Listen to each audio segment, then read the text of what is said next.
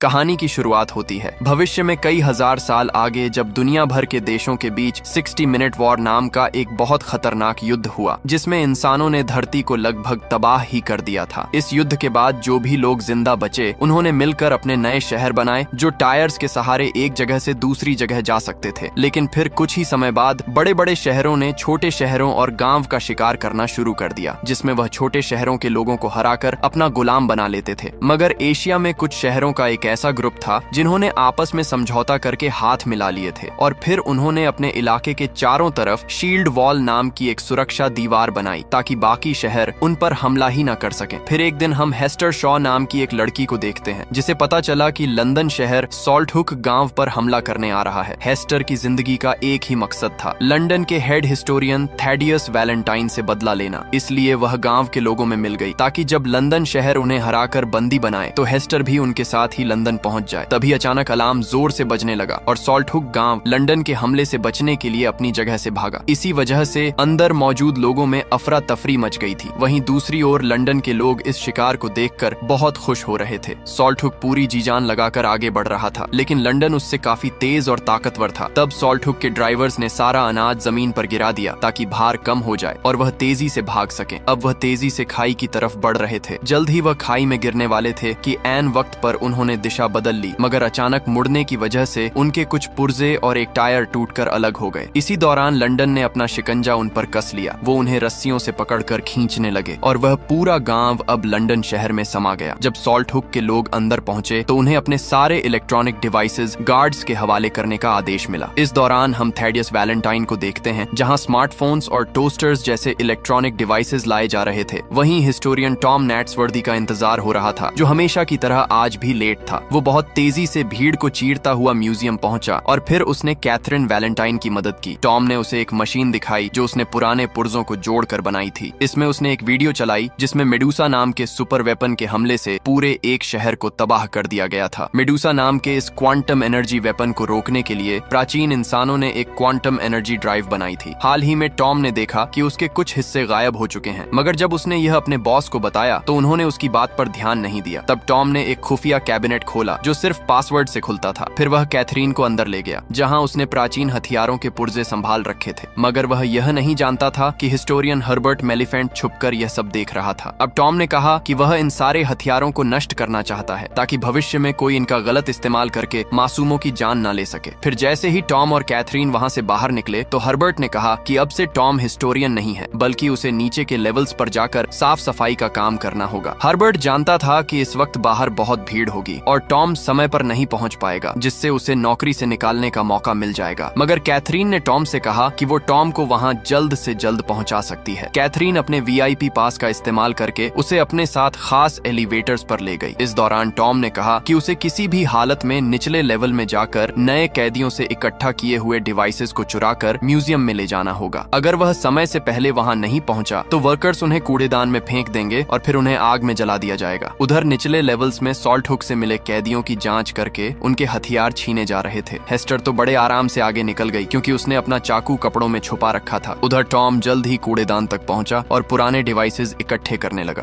तभी वहां वैलेंटाइन से एक फ्यूजन एनर्जी सेल मिला था, जो कि वैलेंटाइन ने उसे बताया कि इंजीनियर्स ने म्यूजियम में मौजूद सभी सेल्स चुरा लिए हैं, तो वह उनसे निपट लेगा। तभी पास में सॉल्टहुक के एक आदमी ने गार्ड को धक्का दे दिया, जिससे वहां कैदियों और गार्ड्स के बीच में हाथापाई शुरू हो गई। तब वैलेंटाइन की नजर उस पर पड़ गई। हेस्टर ने एक बार फिर हमला करके उसका काम तमाम करने की कोशिश की, पर टॉम ने उसे पकड़कर उसका चाकू फेंक दिया। तब हेस्टर गुस्से में आकर उसे पीटने लगी और उसी पल अलार्म्स बज गए, यानी ऑफिसर्स वहां पहुंचने ही वाले थे। हेस्टर तुरंत वहां से भाग निकली तो टॉम ने उसका पीछा किया। वो एक टूटे पुल से कूदकर दूसरी ओर गई तो टॉम भी उसके पीछे कूद गया। अब वो दोनों सॉल्टहुक गांव में आ चुके थे, जिसे बड़ी बड़ी मशीनों की मदद से तोड़कर नष्ट किया जा रहा था। अब उन्हें बड़ी सावधानी से भारी भरकम मशीन से बचकर भागना था। साथ ही वहां एक के बाद एक बिल्डिंग्स नीचे गिर रही थी, तो उन्हें जल्द से जल्द अपनी जान बचाकर निकलना होगा। अब वो एक जगह से दूसरी जगह कूदकर भाग रहे थे, मगर अब पीछे से एक मशीन तेजी से सब कुछ जलाती हुई उनकी ओर बढ़ रही थी। उसी पल हेस्टर फटाफट एक दरवाजा खोलकर अंदर घुस गई और फिर दरवाजा बंद कर दिया। तब टॉम ने पूरा जोर लगाकर दरवाजा खोला और एक बार फिर से हेस्टर का पीछा करने लगा। इसी दौरान हेस्टर ने देखा कि सामने से वैलेंटाइन आ रहा है, तो वह उसी पल वापस मुड़ गई। अब वह पकड़े जाने से बचने के लिए कूड़ेदान के कुएं में कूद गई, लेकिन अचानक टॉम ने उसका हाथ पकड़कर उसे बचा लिया। तब हेस्टर ने टॉम को वैलेंटाइन से अपनी माँ के बारे में पूछने को कहा और फिर वह हाथ छुड़ाकर कुएं में कूद गई। कुछ ही पलों में टॉम को भी कुएं में धक्का दे दिया गया। जल्द ही कैथरीन और बाकी गार्ड्स भी वहां आ गए, पर टॉम और हेस्टर रेलिंग टूटने की वजह से नीचे गिर गए। पर उसी समय कैथरीन की नजर बीविस पॉड नाम के एक आदमी पर पड़ी जो पहले से वहां छुपा हुआ था। खैर, अब कूड़ेदान के कुएं से सारा कूड़ा शहर से बाहर गिरता था, तो जाहिर है कि टॉम और हेस्टर भी वहीं गिरे होंगे, इसलिए उन्हें ढूंढने के लिए एयरशिप भेजे गए, मगर वह अपने मिशन में नाकामयाब रहे। असल में हेस्टर शहरों के चलने से बने ट्रैक पर छिपी हुई थी और उसने टॉम को पत्तों के नीचे छुपा दिया था। जब एयरशिप वापस चले गए तो उसने टॉम की जेब से पैसे और चाकू चुरा लिया। उसी समय टॉम को होश आ गया और वह हेस्टर का पीछा करने लगा, तो हेस्टर ने गुस्से में आकर उसे चाकू से धमकाया, मगर टॉम फिर भी नहीं रुका और उसने कहा कि इस वक्त साथ मिलकर आगे बढ़ने में ही उनकी भलाई है। वहीं दूसरी ओर लंदन में मेयर मैग्नस क्रोम ने वैलेंटाइन को डांटा क्योंकि वह अपने मकसद को अंजाम नहीं दे पा रहा था। अब वैलेंटाइन के पास पुराने इलेक्ट्रिक डिवाइसेस की कमी थी, जिस वजह से उसका काम पूरा होने में कई हफ्ते और लगेंगे। तब वैलेंटाइन ने वह सेल दिया जो उसे सॉल्ट हुक के कैदियों से मिला था। फिर साइंटिस्ट ने उसे बताया कि समुद्र किनारे मौजूद एक जेल में एक ऐसा क्रीचर पकड़ा गया है जो आधा जॉम्बी और आधा रोबोट है। वो एक खतरनाक शिकारी है जो हमेशा हेस्टर का नाम चिल्लाता रहता है। अब वैलेंटाइन एयरशिप में बैठकर समुद्र की ओर निकल पड़ा, जहां समुद्र के ऊपर लटक रही एक जेल में श्राइक नाम का वह जानवर बंद था। असल में श्राइक को हेस्टर की तलाश इसलिए थी क्योंकि हेस्टर ने एक वादा तोड़ा था, जिस वजह से श्राइक उसे मारना चाहता था। वैलेंटाइन चाहता था कि श्राइक हेस्टर को ढूंढ निकाले, इसलिए उसने अपने एयरशिप से हमला करके जेल की जंजीरें तोड़ डाली ताकि जेल सीधा नीचे जा गिरे और श्राइक आजाद हो जाए। वहीं दूसरी ओर कैथरीन ने बीविस पॉड को ढूंढा और उससे पूछा कि आखिर हेस्टर और टॉम के साथ सच में क्या हुआ था। तब बीविस पॉड ने खुलासा किया कि वैलेंटाइन की योजना बहुत खतरनाक है। मेविस ने कहा कि सेंट पॉल्स कैथीड्रल में कोई एनर्जी प्रोजेक्ट नहीं चल रहा, बल्कि उसकी एड में किसी बड़ी साजिश की तैयारी चल रही है, लेकिन वो खुद सच तक नहीं पहुंच पाया क्योंकि गिल्ड के गार्ड्स उसे अंदर नहीं जाने देते थे। अब कैथरीन ने उसकी मदद करने का फैसला किया। उधर हेस्टर और टॉम आगे बढ़ रहे थे, तो हेस्टर ने उसे जिंदा रहने के लिए गंदा पानी पीना सिखाया। फिर उसने टॉम के साथ अपना खाना बांटा, मगर टॉम काफी घबरा गया क्योंकि ये खाना 1000 साल पुराना था। पर हेस्टर ने उसे समझाया कि पुरानी टेक्नोलॉजी से पैक किया गया खाना कभी खराब नहीं होता। फिर रात को जब हेस्टर सो रही थी तो उसने एक बुरा सपना देखा जिसमें वह एक खेत में तेजी से दौड़ रही थी और उसके चेहरे पर लगी गहरी चोट से खून बह रहा था। जब हेस्टर की आंख खुली तो उसने देखा कि टॉम अपने हाथ पैर हिलाकर उनकी तरफ आ रहे 2 चलती बस्तियों को बुला रहा था ताकि उन्हें पनाह मिल जाए। पर बदकिस्मती से वह हमलावर निकले जिन्होंने शिकंजे फेंककर उन दोनों को बंदी बनाने की कोशिश की। उसी पल अचानक टॉम ने हेस्टर को बचाने के लिए उसे धक्का दे दिया और फिर वह दोनों फुल स्पीड में भाग निकले। अब टॉम को ऊपर चढ़ने में परेशानी हो रही थी तो हेस्टर ने उसे ऊपर खींच लिया, पर जैसे ही टॉम ऊपर आया तो हेस्टर गायब हो चुकी थी। अब दोनों बस्तियां उन पर हमला करने ही वाली थीं कि वह पीछे खिसका और अचानक एक सुरंग में गिर गया। असल में हेस्टर और टॉम दोनों ही सुरंग में गिरकर स्कटलबट नाम के एक अंडरग्राउंड शहर में आ चुके थे। कुछ ही पलों में यह शहर भी चलने लगा। पहले तो ड्राइवर और उसकी पत्नी उनके साथ काफी अच्छे से पेश आए, पर जल्द ही उन्होंने हेस्टर और टॉम को एक सेल में कैद कर दिया। वहां बैठकर हेस्टर ने टॉम को बताया कि जब वह 8 साल की थी तो उसकी माँ पेंडोरा शॉ की मौत हो गई थी। उसकी माँ पेंडोरा शॉ एक आर्कियोलॉजिस्ट थी जो दुनिया भर में घूमकर इतिहास के बारे में और जानकारी ढूंढने की कोशिश करती थी। वैलेंटाइन उससे मिलने आया करता था, पर एक दिन उन्हें जमीन में से एक ऐसी चीज मिली जो बेहद खतरनाक थी। जब पेंडोरा शॉ को पता चला कि वैलेंटाइन उसे हासिल करना चाहता है तो पेंडोरा शॉ ने वह बक्सा छीन लिया और उन दोनों में लड़ाई शुरू हो गई। इस हाथापाई में मेडूसा सक्रिय हो गई जिससे पूरे घर में आग लग गई। तब पेंडोरा शॉ ने हेस्टर को एक नेकलेस दिया और हमेशा इसे अपने पास संभाल कर रखने को कहा, पर तभी अचानक वैलेंटाइन ने उस पर चाकू से हमला कर दिया। हेस्टर ने अपनी माँ को बचाने की कोशिश की, पर वैलेंटाइन ने उसके चेहरे पर वार कर दिया जिससे खून बहने लगा। तब हेस्टर अपनी जान बचाकर वहाँ से भाग निकली। कहानी सुनने के बाद टॉम ने हेस्टर से उसका चाकू मांगा और जमीन पर मौजूद एक पेंच निकालकर एक फटा खोल दिया। अब वह यहाँ से कूदकर अपनी जान बचा सकते थे, मगर हेस्टर की टांग में चोट लगी थी और वह इतनी नीचे नहीं कूद सकती थी, इसलिए उसने टॉम को अकेले कूद जाने को कहा, मगर टॉम ने उसे अकेला छोड़कर जाने से साफ मना कर दिया और वापस से वह फट्टा बंद कर दिया। इसके बाद वह ड्राइवर और उसकी पत्नी उन्हें एक और गांव में ले गए जहां वो उन्हें गुलाम के तौर पर बेचने वाले थे। जब बोली लगनी शुरू हुई तो एना फैंग नाम की मशहूर विद्रोही ने कहा कि वह हेस्टर को खरीदेगी, लेकिन बोली लगाने वाला आदमी जानता था कि एना फैंग के सर पर बहुत बड़ा इनाम है, इसलिए वह एना फैंग को कैद करना चाहता था। पर एना फैंग ने उसी वक्त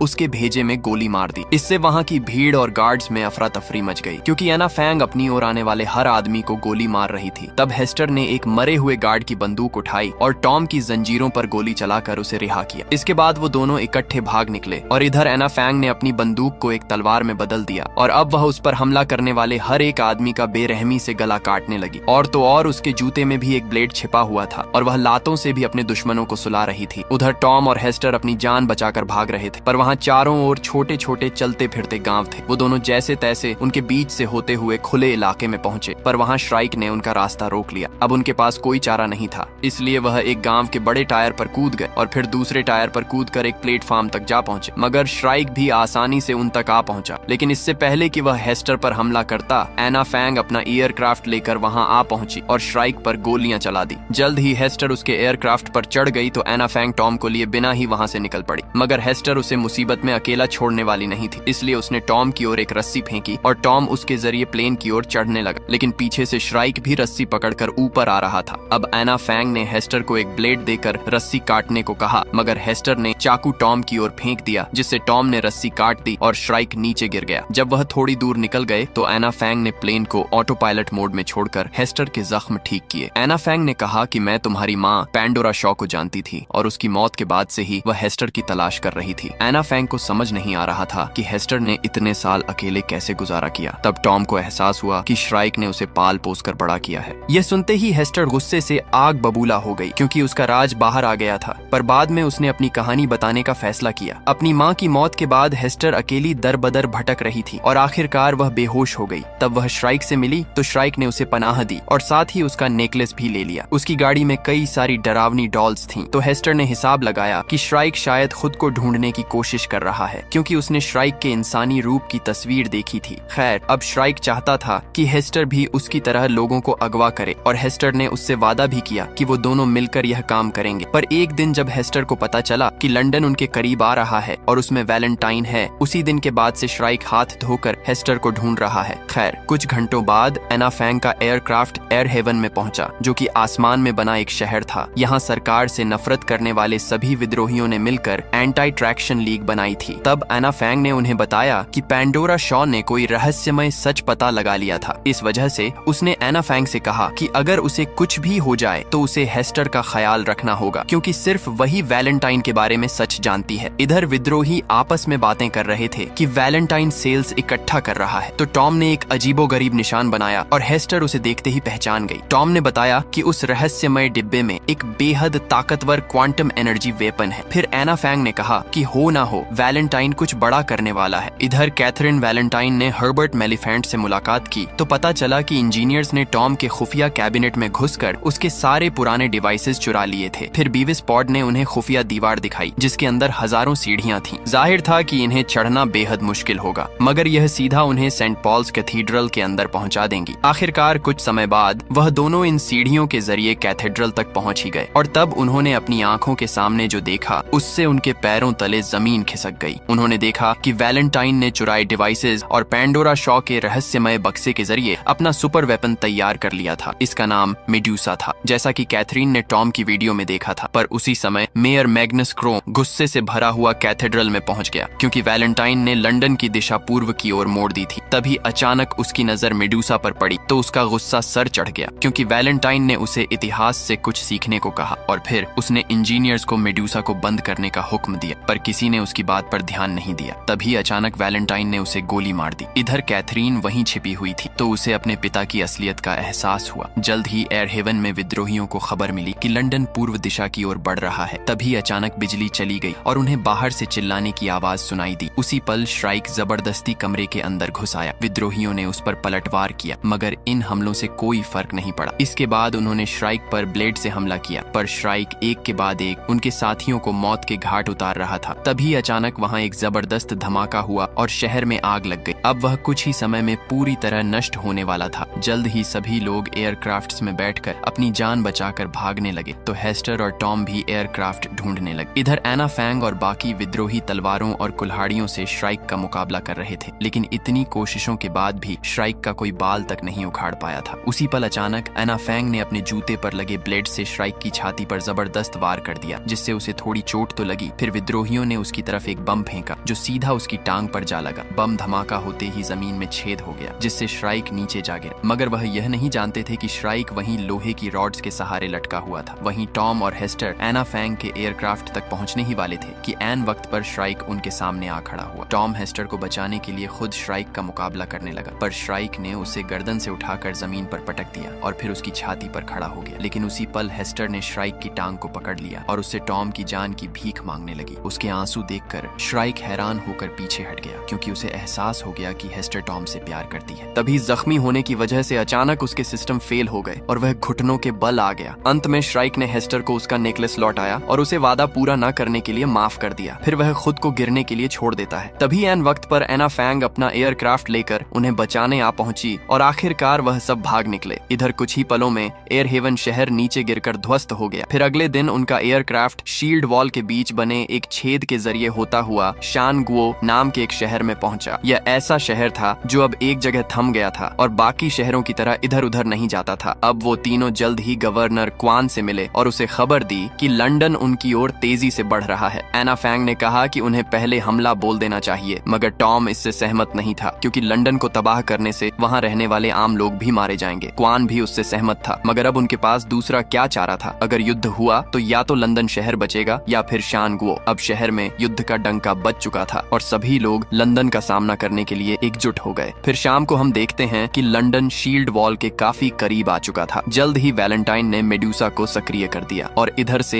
एना फैंग ने उनके मुकाबले के लिए कई एयरक्राफ्ट शील्ड वॉल से बाहर भेजे। वहीं दूसरी ओर हेस्टर को शहर में मेडुसा की कहानी की तस्वीर दिखाई दी तो अचानक उसे अपने नेकलेस का ख्याल आया। आखिरकार उसने अपना नेकलेस खोला तो उसमें क्वांटम एनर्जी ड्राइव मिली, तो उसने तुरंत इसके बारे में टॉम को बताया। उधर मेडुसा ने पहली बार चार्ज होकर शील्ड वॉल पर अपनी एनर्जी बीम से पहला जबरदस्त वार किया। इस धमाके में सैकड़ों एयरक्राफ्ट्स और तोपें तबाह हो गईं और हजारों लोगों की जान चली गई। इसके साथ शील्ड वॉल को भी भारी नुकसान हुआ और वहां जानलेवा आग लग गई। चारों ओर से बिल्डिंग्स और मलबा गिर रहा था, जिसमें और भी लोग मारे जा रहे थे। इधर लंदन के आम लोग खूब तालियां बजा रहे थे। अब एक हमले के बाद मेडुसा हथियार को कुछ मिनट चार्ज होने की जरूरत थी। हेस्टर और टॉम ने एना फैंग को बताया कि उन्हें खुद लंदन जाना होगा ताकि वह क्वांटम एनर्जी ड्राइव की मदद से मेडुसा हथियार को बंद कर सकें। अब एना फैंग उन्हें वहां ले जाने को तैयार हो गई और बाकी विद्रोहियों ने उन्हें चारों ओर से सुरक्षा देने का फैसला किया। जैसे ही वह लंदन के करीब पहुंचे तो वैलेंटाइन ने फिर से मेडुसा दाग दी। एना फैंग और उसके साथियों ने अपने एयरक्राफ्ट मोड़कर खुद को बचाया, मगर फिर भी उसकी ऊर्जा से